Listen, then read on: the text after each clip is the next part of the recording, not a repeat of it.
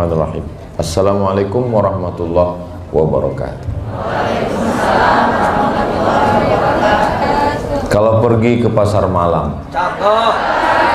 belikan saya kain kasa. Cakep. Dari bunyi sambutan salam, sepertinya jamaah sedang puasa. Apa kabar semuanya?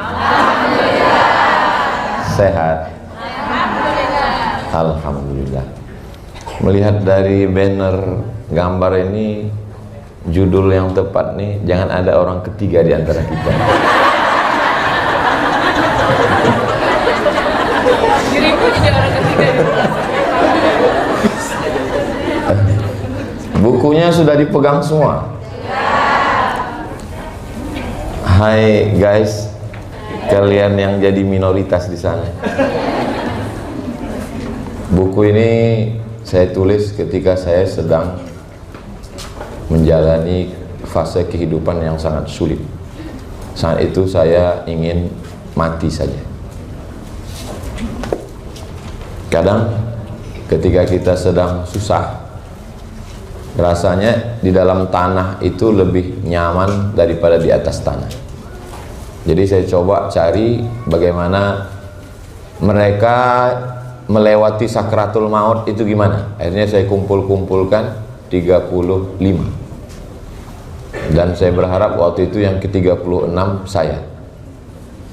Dan ternyata nggak mati. Bisa lihat di halaman 8. Halaman 8.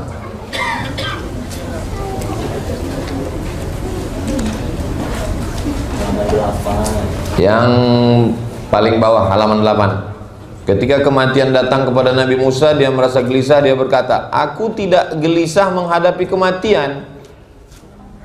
Yang membuat aku gelisah adalah ketika lidahku kering dan tidak lagi dapat menyebut Allah. Jadi ternyata bagi mereka kematian itu bukan sesuatu yang menakutkan. Yang mereka takutkan adalah ketika sudah mati, lidahnya kering, atau saat mau mati itu lidah kering dan tidak bisa berkata Allah. Mudah-mudahan kita semuanya saat mati, kalimat terakhir yang keluar dari mulut kita adalah Allah. La ilaha illallah, subhanallah, walhamdulillah, la ilaha illallah, wallahu akbar. Bayangkan kalau kita mati, kalimat yang terakhir nggak usah disebut, batal puasa kita nanti. Kemudian Nabi Musa ini punya anak perempuan 3 orang.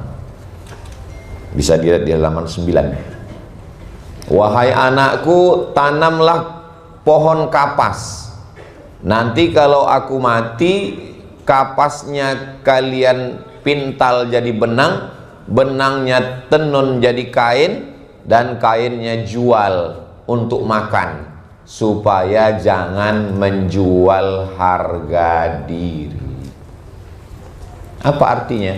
Perempuan punya usaha, perempuan punya bisnis. Bisnisnya apa?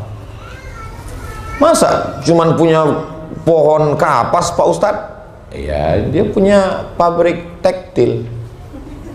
Pakai es Pak Ustadz, pabrik esnya sekalian.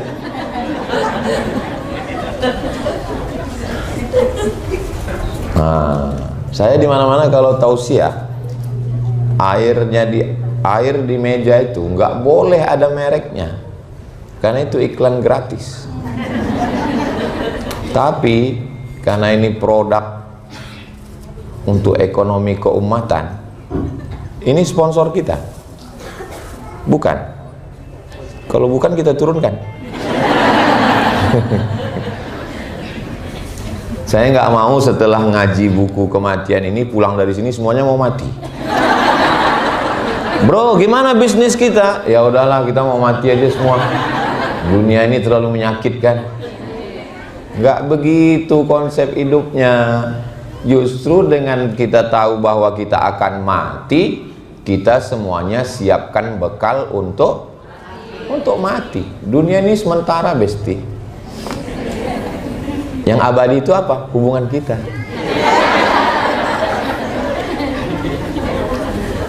halaman 23.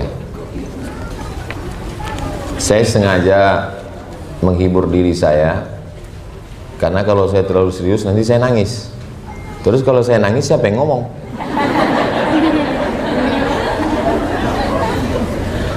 Halaman 23. Ketika Nabi SAW mau meninggal dan dia sedang berada di pangkuan Sayyidatuna Aisyah. Tidak ada kematian yang paling indah di pangkuan seorang perempuan terkasih dan tersayang. Dan air liur yang terakhir masuk ke mulut Nabi adalah air liur Sayyidatuna Aisyah, karena waktu itu dia minta siwak. Siwak itu digigit ujungnya, karena siwak itu kasar, lalu digigit, dimasukkan ke mulut Nabi SAW. Dan kenangan yang terakhir bagi Sayyidatuna Aisyah adalah, jadi Nabi dengan Aisyah itu jatuh cintanya itu setiap hari. Ketika dia sedang i'tikaf, ini kamar Nabi, ini Masjid Nabawi. Masjid Nabawi dengan kamar Nabi itu langsung nyambung, hanya ada dinding yang disebut dengan Taman Raudhah. Mudah-mudahan kita panjang umur nanti sholat di Raudhah. Dalam program Umroh Akbar bersama Ustaz Abdul Somad, ongkos tanggung masing-masing. Nabi enggak masuk kamar, karena kalau dia masuk kamar iktikafnya batal. Dan Sayyidatuna Aisyah enggak masuk masjid karena dia, mohon maaf, dalam keadaan haid. Terus solusinya gimana? Nabi mengulurkan kepalanya untuk disisir oleh Aisyah. Kenapa enggak Nabi langsung aja ambil sisir nyisir sendiri? Begitulah mesranya Nabi. Dia minta sisirkan rambutnya. Kapan terakhir Bapak minta sisirkan rambut? Masih ingat? Ketika rambutnya masih ada Pak Ustadz. Jawabnya gitu aja. Suami saya nggak pernah minta sisirkan Pak Ustadz. Terakhir dia minta pijit kepala. Terus waktu itu saya tanya, Mas, dulu yang mijit kepala kamu siapa? Kata dia, sebelum nikah sama kamu saya nggak pernah sakit kepala.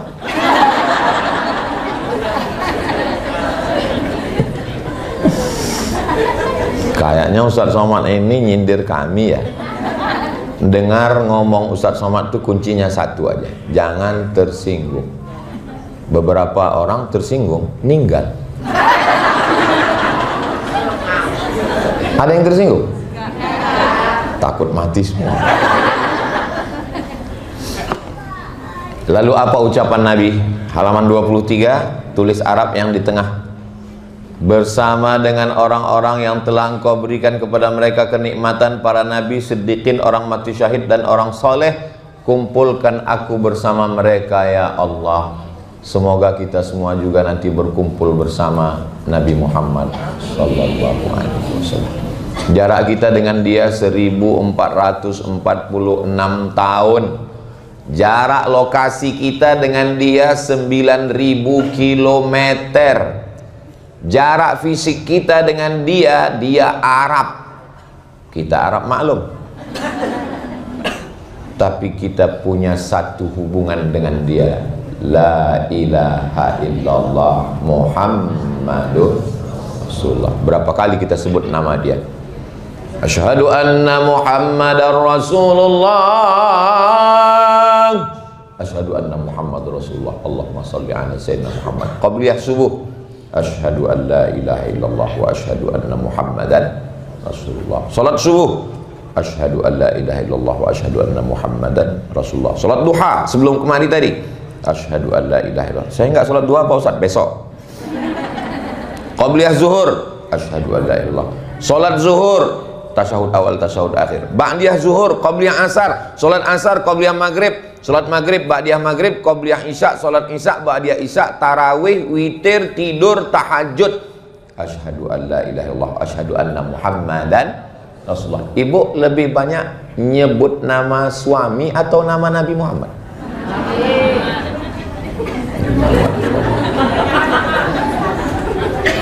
Orang menyebut nama dia masuk surga. Man qala la ilaha illallah Muhammadur Rasulullah dakhalal jannah. Bayangkan itu, password masuk surga nama dia. Ibu pasang password di rumah, password email, password handphone, nama suami. Tapi masuk surga nggak nyebut nama suami. Pas masuk surga ditanya sama malaikat, siapa passwordnya? Mas Parno. Mohon maaf Mas, jangan tersinggung. Mudah-mudahan kita diakui sebagai umat Nabi Muhammad SAW. Halaman 26. Kok lompat-lompat Pak Ustadz? Ya kalau saya bacakan satu-satu, Idul Fitri baru selesai. Allahu Akbar Allah. Beduknya udah siap tuh. Lalu kita selesai. Nanti kalau aku mati, kata Abu Bakar, bawa jenazahku ke depan pintu kubur Nabi, ucapkan salam. Assalamu alaika ya Rasulullah. Kalau pintunya terbuka, bawa jenazahku, kuburkan di samping makam Nabi. Begitu meninggal, dibawa ke pintu makam Nabi. Pintu makam Nabi, diucapkan salam. Assalamu alaika ya Rasulullah. Langsung gemboknya jatuh dan dimakamkanlah Abu Bakar di samping makam Nabi sallallahu alaihi wasallam. Waktu mau hijrah berada di Jabal Sur, berdua di gua. Waktu berada di kepungan orang kafir musyrik perang Uhud, berdua. Waktu meninggal dunia, makamnya samping-sampingan. Betapa indahnya Nabi Muhammad sallallahu alaihi wasallam. Makanya kita waktu ziarah makam Nabi itu 3 makam. Pertama, assalamu alaika ya Rasulullah, geser 1 langkah. Assalamu alaika ya Abu Bakrin Siddiq, geser 1 langkah. Assalamu alaika ya Umar ibnil Khattab. Saya Pak Ustadz waktu ziarah ke makam Nabi itu mau nangis nggak jadi Pak Ustadz. Kenapa? Diusir polisi. Udah mau nangis, Haji. Yallah. Nangisnya malah di toko Pak Ustadz.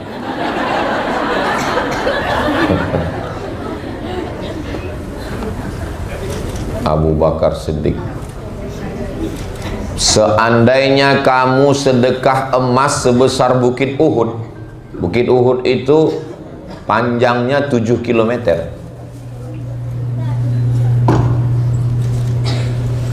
Memang sedap suara nyanyi. Suara nyanyi di dalam bis. Kalau mic sudah bunyi, itu tanda waktu sudah mau habis. Berikutnya halaman 6. Umar bin Khattab waktu meninggal dia bilang, nanti kalau aku mati gali kuburku buat dalam, letakkan tangan kananmu di keningku dan tangan kirimu di daguku. Jika ruhku sudah tercabut, pejamkan mataku. Orang meninggal semua matanya begini. Nggak ada orang mati matanya terpejam. Kenapa orang mati itu matanya begini? Melihat ruhnya keluar. Terasa dingin dari ujung kaki, naik ke lutut, naik ke pinggang, naik, dan keluar ruh dari mulut dan hidung, mata ngelihat. Ruh itu pergi. Gimana? Udah terasa?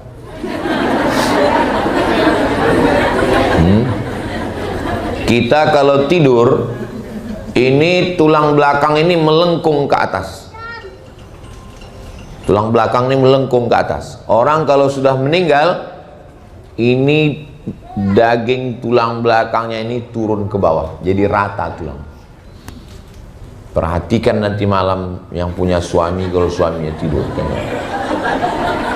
kalau sudah rata ke bawah, siap-siap bagi warisan. Dan ketika mata kita melotot melihat ruh keluar,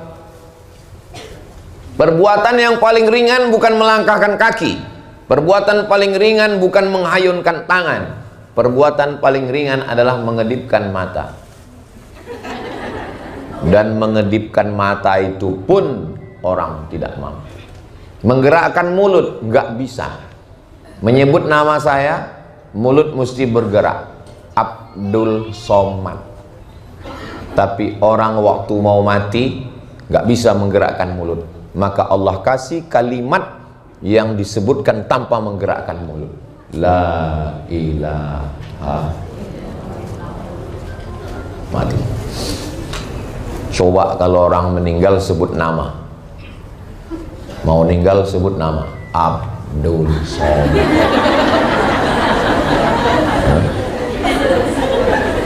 Mau meninggal mulut berat. Makanya sering kita mendengar ucapan kan, ketika kaki tidak bisa melangkah dan tangan tidak bisa menghayun, bibir tidak bisa berkata, berarti tanda-tanda stroke. Mudah-mudahan kita semuanya sehat. Dari senyumnya Bapak, Ibu, adik, kakak, jamaah semua ini kelihatannya orang-orang yang bahagia. Dan hidupnya nggak punya utang. Semoga utangnya lunas. Banyak juga. Maka dia minta supaya sederhanakan lubang kuburku, jika aku baik di sisi Allah dia akan melapangkanku sejauh mata memandang.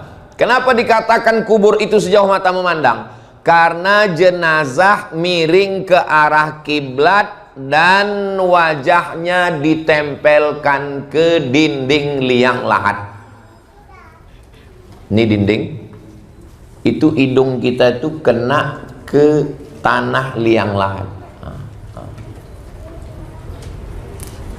Nanti malam mau tidur, coba tempat tidurnya nempel di dinding, gladi kotor. Ini mati ini kalau nggak gladi. Coba nempel ke dinding.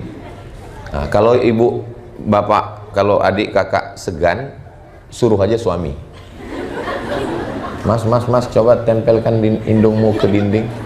Untuk apa? Gladi kotor.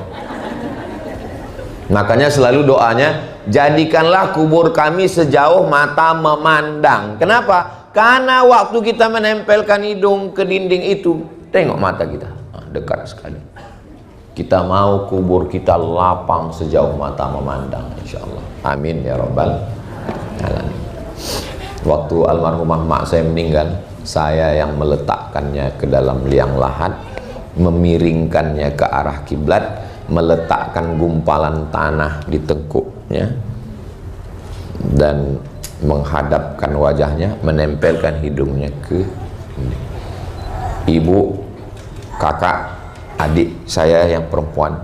Kalau bisa anak kalian yang kalian mandikan satu hari 3 kali, mandi pagi, mandi siang, mandi malam, kalian mandikan 3 tahun, 5 tahun, dia juga lah yang akan memandikan jenazah kalian semua, insya Allah. Saya pesankan ke teman-teman saya, kalau aku mati kalian jangan datang. Kenapa? Karena tanganku nggak bisa menghapus air mata kalian. Oh, jangan ngomong gitu lah Mat, kami sedih, masa kau cerita mati? Karena kalau dilihat antara aku dengan kalian, kelihatannya aku lebih dulu. Maksudnya aku lebih dulu mengiring jenazah kalian. Serius sekali ya. Saya kalau serius saya nangis, makanya saya berusaha untuk menghibur diri saya supaya saya nggak nangis. Saya ingin memperlihatkan diri saya orang yang tegar. Saya kalau mau nangis saya pas sendiri. Kalau di depan orang saya berusaha untuk tidak menangis. Ada juga orang mau nangis hidupkan kamera dulu. Udah. Semakin banyak yang nonton semakin kuat nangisnya. Saya nggak bisa gitu. Saya pernah disuruh bimbing iktikaf malam 10 Ramadan. Saya bilang aku nggak bisa kalau ngajak jamaah nangis, nggak bisa. Pokoknya coba aja katanya. Udah saya coba muhasabah 5 menit. dosa kami begitu banyak. Ya, enggak nangis. Gimana nih, saya tengok kanan, enggak nangis, kiri enggak, wah gawat ini. Akhirnya karena enggak ada yang nangis, nangis juga saya. Saya nangis bukan karena saya nangis karena sedih, kok enggak nangis mereka. Lama-lama saya nangis, akhirnya jamaah pun ikut nangis. Terus pas selesai muhasabah, pas kami lagi makan sahur, saya tanya, kalian kok nangis? Kami pun nggak tahu juga Pak Ustaz. Karena kami tengok yang lain nangis, nggak enak nggak nangis gitu. Jadi kalau bisa kita nangis, bangun malam pas tahajud, baca buku ini, rasakan bagaimana mereka melewati sakaratul maut itu. Halaman 60. Masih ada parfum yang kemarin, kata Salman Al-Farisi. Masih ada parfum yang kemarin? Masih. Coba siramkan ke tempat tidurku, percikkan. Kenapa? Karena akan ada tamu. Dia sudah ada rasa-rasanya. Ternyata tamu yang datang itu adalah ruh-ruh orang-orang soleh, keluarga, wali-wali, malaikat-malaikat yang akan menyambut orang soleh ketika dia akan mati menghadap Allah. Kalau bisa request kita sebelum meninggal itu adalah diberi tanda oleh Allah sehingga kita dalam keadaan bersih, dalam keadaan siap. Memang mati nggak bisa direquest, dan memang Allah sengaja nggak buat kita tahu tentang mati itu. Bayangkan kita tahu mati tanggal 16, hari ini tanggal 15, besok mati. Bayangkan. Kenapa kematian itu dirahasiakan Allah? Ya supaya kita tetap semangat hidup. Saya seandainya tanggal 16, saya batalkan acara hari ini. Ngapain saya di sini? Mendingan saya baca Quran. Allah buat rahasia supaya kita semangat terus. Bayangkan kalau saya tahu mati itu besok pagi, ya udah nggak bisa ngomong lagi. Begitulah Allah sayang sama kita, dibuatnya mati itu menjadi suatu rahasia. Halaman 66. Apa kata Abu Hurairah yang paling banyak meriwayatkan hadis Nabi, lebih 5.000, namanya Abu Hurairah. Apa kata dia? Allahumma inni ahabbu liqa'aka. Ya Allah, yang paling aku suka dalam hidup ini adalah bertemu denganmu. Aku sudah lama mau jumpa dengan engkau ya Allah. Fa ahbib liqa'i, maka cintailah pertemuan denganku. Faman kana yarju liqa'a rabbih, siapa yang berharap berjumpa dengan Tuhannya, bekalnya cuma 2. Falyamal amalan salihah, hendaklah dia beramal soleh. Wala yusyrik bi'ibadati rabbih ahada, jangan mempersekutukan Allah, jangan sembah selain Allah. La ilaha illallah, iyyaka na'budu, mintanya sama Allah, nyembahnya juga sama Allah. Ini banyak orang sekarang berubah, iyyaka na'budu wa penasehat spiritual nasta'in.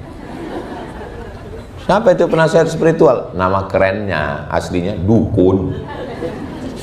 Hari gini masih ke dukun, dukun aja ke Polda. Buktinya waktu dukun-dukun digugat, ngadu ke polisi. Kalau memang bisa nyantet, ngapain ke polisi? Santet aja langsung.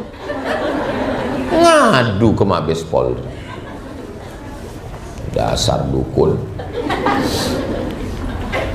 Halaman 69. Abu Musa Al-Asy'ari, sahabat Nabi. Nanti kalau aku mati, pergilah kalian galikan kuburku, lapangkan, dalamkan. Dia minta kuburnya itu lapang dan dalam. Kemudian dibukakan pintu surga. Artinya kubur kita itu bisa jadi taman surga, kubur juga bisa jadi lubang neraka. Allahumma ja'al qabrahu raudhatan min riyadil jinan, jadikanlah kuburnya salah satu dari taman-taman surgamu. La taj'al qabrahu hufratan min hufarin niran. Jangan jadikan kuburnya satu lubang dari lubang neraka. Alhaqumut takasur. Kamu terus sombong, bangga, takasur, lebih banyak harta, lebih banyak anak, lebih banyak perhiasan, lebih banyak takasur. Sampai kapan? Hatta zurtumul, sampai kamu masuk kubur.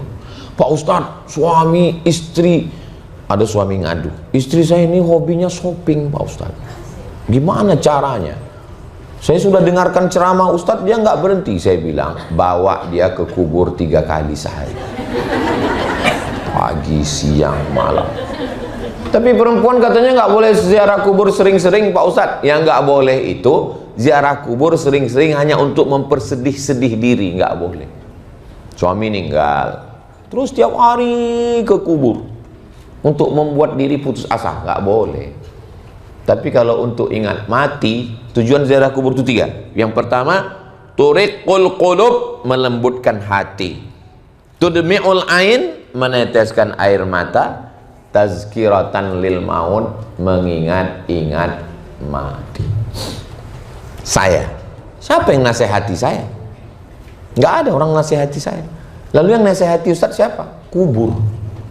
Makanya kalau ada orang meninggal, saya datang ke kuburnya, saya lihat, dapat WhatsApp, telah meninggal dunia ketua masjid.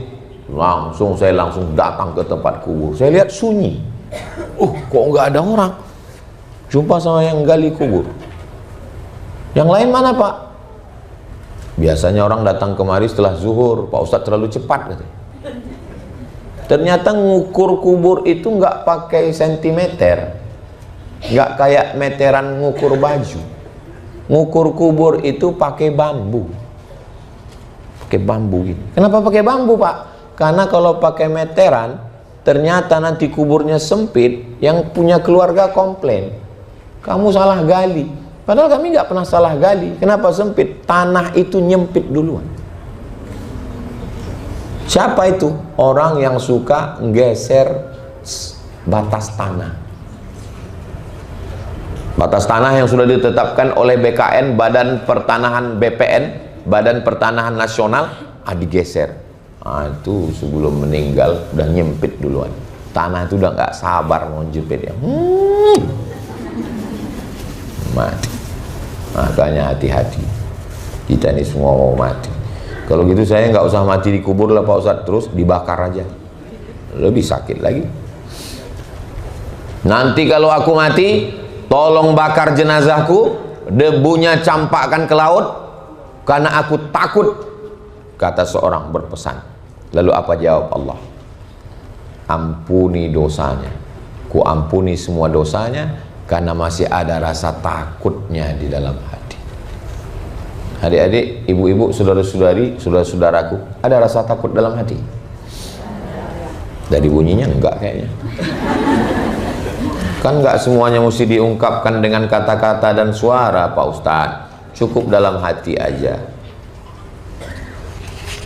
Halaman 74. Kalau waktunya habis, kasih tahu Bang.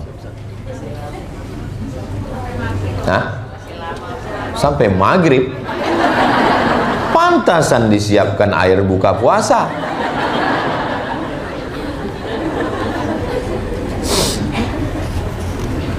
Halaman 74. Ya Allah, Engkau perintahkan aku, tapi aku tidak ikut. Engkau tegur aku, tapi aku tidak mengambil pelajaran. Ya Allah, tidak ada yang kuat menyebabkan aku menang, tidak ada yang bersih dari kesalahan, sehingga aku mencari-cari alasan. Tidak ada yang angkuh, yang ada hanyalah seseorang yang memohon ampunan dosa. Tiada Tuhan selain Engkau. Amr bin As terus mengulang kalimat itu sampai dia meninggal dunia. Yang angkuh, yang sombong, yang raja-raja, yang orang kaya, yang pejabat, yang polisi, yang tentara, yang Fir'aun, yang Namrus, semuanya mati. Orang kaya mati, orang miskin mati. Lebih cepat. Apalagi yang BPJS. Orang ganteng mati, orang cantik mati, yang hitam mati, yang putih, apalagi skincare belum lunas. Ustadz ini ngomongnya kok nyelekit ya. Memang bawaan lapar itu sensi memang. Halaman 76. Khalid bin Walid, panglima perang yang menghajar pasukan Rasulullah sebelum dia Islam di perang Uhud. Nyebrang dia dari belakang, dia bunuh sahabat-sahabat Nabi. Tapi akhirnya dia dapat hidayah, masuk Islam. Asyhadu an la ilaha illallah wa asyhadu anna Muhammadur Rasulullah. Apa kata dia menjelang mati? Aku sudah berperang, tidak ada sejengkal tubuhku ini yang bebas dari bekas tebasan pedang, tombak dan anak panah. Setiap jengkal badannya itu bekas tombak. Tombak kok gini Pak Ustadz? Iya salah. Bekas pedang, tombak dan anak panah. Tapi akhirnya meninggalnya bukan mati syahid, meninggalnya di atas tempat tidur. Dia maunya mati syahid. Saya selalu berdoa, ya Allah, kalau aku mati, aku ingin mati dalam keadaan berwudu sedang ceramah. Tapi saya pikir lagi, itu menyusahkan panitia. Akhirnya nggak jadi saya minta begitu. Susah, apalagi pembawa acara menyiapkan semuanya. Jangan takut cerita mati. Suami, jangan takut cerita mati. Karena kalau kalian takut cerita mati, tiba-tiba kalian mati, istri kalian kaget. Ya kalau kaget dia menyerahkan dirinya pada Allah. Kalau kaget dia langsung kawin lagi.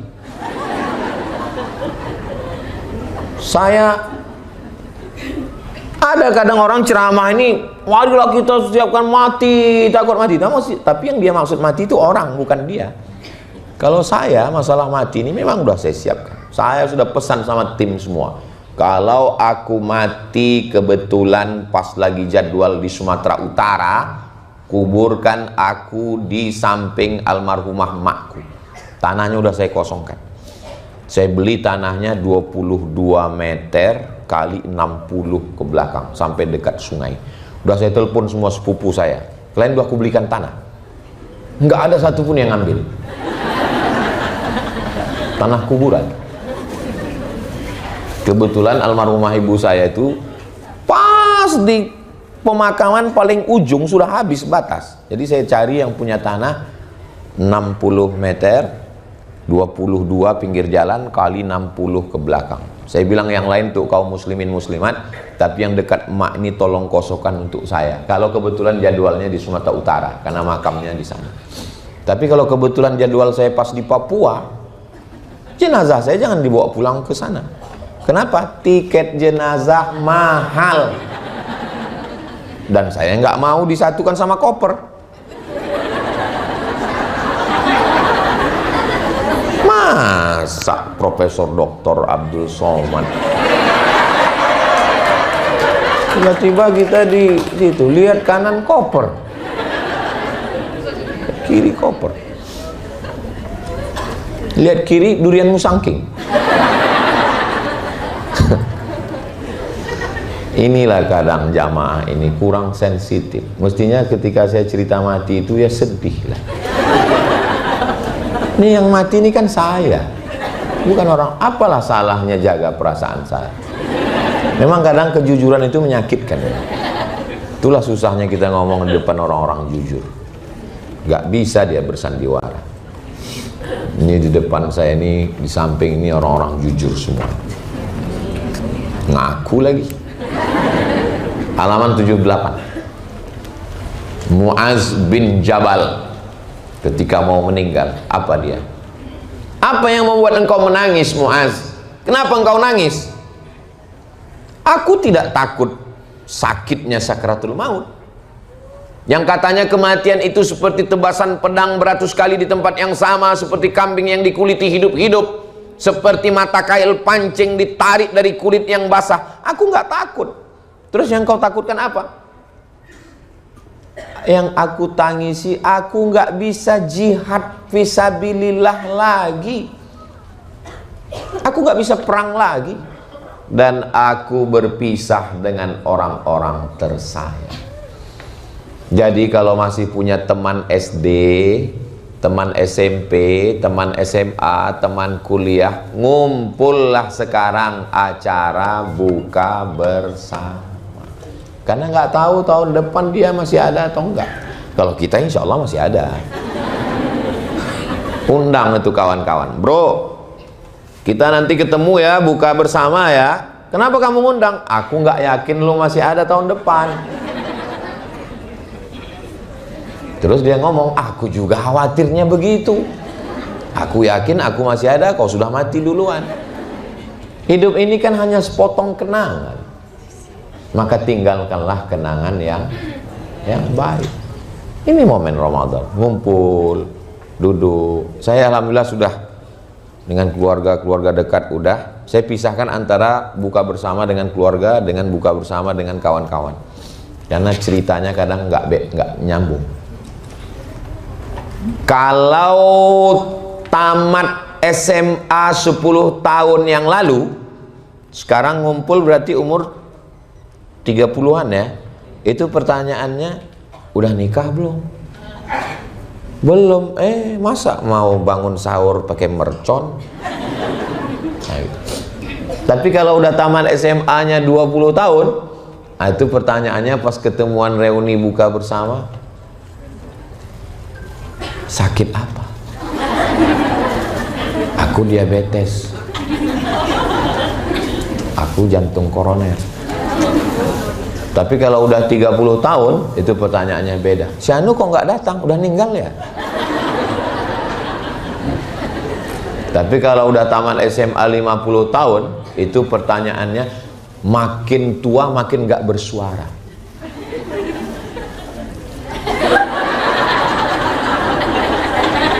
Dia nanya apa Pak Ustadz? Pampersnya merek apa?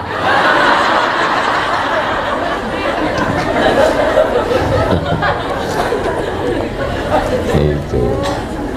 Kalau nanti acara buka bersama, suaminya dibawa. Kalau nggak dibawa, ketemu sama teman-teman sekelas dulu yang pengagum ibu. Dia bilang, ternyata kamu masih cantik ya. Kalau ada yang bilang kamu cantik, dia bukan kakakmu, bukan pamanmu, bukan kakekmu, bukan abangmu, bukan saudaramu, bukan mahrammu, yakinkan dia buaya darat.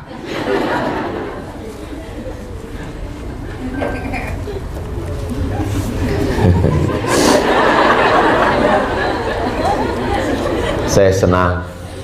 Kenapa Ustadz senang? Yang kita kaji adalah masalah paling menyeramkan, tapi jamaahnya senyum. Itu kan yang nyampaikan itu pasti ustadz yang luar biasa.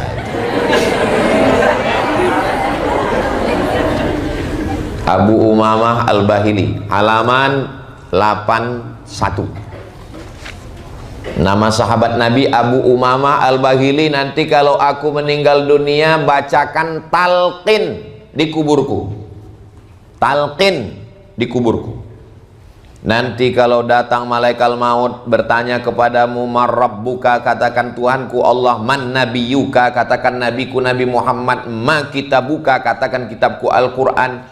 Man ikhwanuka, katakan saudaraku orang beriman. Membacakan talqin setelah dikubur, ditimbun, bacakan talqin. Waktu almarhumah mak saya meninggal, yang membacakan talqinnya saya. Tidak wajib, tapi bagi yang melakukannya hukumnya sunnat, hadisnya hadis hasan. Diriwayatkan dari Abu Umamah Al-Bahili. Apa fungsi talqin itu? Untuk yang meninggal sebagai doa, untuk yang masih hidup sebagai nasihat. Jangan nguburkan orang seperti nguburkan kucing. Setelah dikubur, ditanam semua pada berdiri, penghormatan terakhir. Habis itu foto-foto, semuanya pakai baju hitam, judulnya Man in Black. Doakan dia, karena kata Nabi, salulahut tasbit, doakan dia. Allahumma firlahu warhamhu wa'afihi wa'afu anhu. Saya nggak hafal doanya Pak Ustadz, gerak-gerakkan aja mulut. Biar jangan ketahuan kali nggak tahu doa. Nggak mesti pakai bahasa Arab, pakai bahasa Indonesia. Ampunkan silap salah, jangan kuat-kuat, tahu kawan sebelah. Ampunkan silap salahnya ya Allah, dia sahabatku ya Allah, dia temanku ya Allah. Dapat WhatsApp, teman sekelas satu bangku satu kursi meninggal. Kampungnya dari Pekanbaru Riau 5 jam naik mobil. Saya dapat kabarnya maghrib. Saya datang, beberapa teman, ayo kita berangkat. Siapa yang nyetir, Mat? Aku yang nyetir, saya bilang. Sekitar 2, 3, 4 tahun yang lalu saya yang nyetir. Sampai ke lokasi jam 12 malam. Sudah dikebumikan, sudah dikubur. Datang saya ke kuburnya, menangis sehabis-habisnya. Rupanya kita kalau habis nangis itu plong, dada tuh lapang rasanya. Saya berdoa di situ, semua doa saya panjatkan. Kau teman sekelasku, kau temanku, kau saudaraku. Yang dibaca itu apa Pak Ustadz? Al-Fatihah, Qul huwallah 3 kali, Al-Falaq sekali, An-Nas sekali, baca Yasin. Saya nggak bawa Yasin Pak Ustadz, cari di Play Store. Tulis aplikasi Qara'a, Q-A-R-A-A. Itu punya orang Islam, sahabat kita, saudara kita. Bangkitkan ekonomi keumatan. Jangan lupa download. Di situ bacakan Yasin. Yasin wal Qur'anil Hakim. Bacanya pelan. Ini saya kira banyak saya lihat di kuburan itu bacanya coba-coba. Ja'un. Ayakun.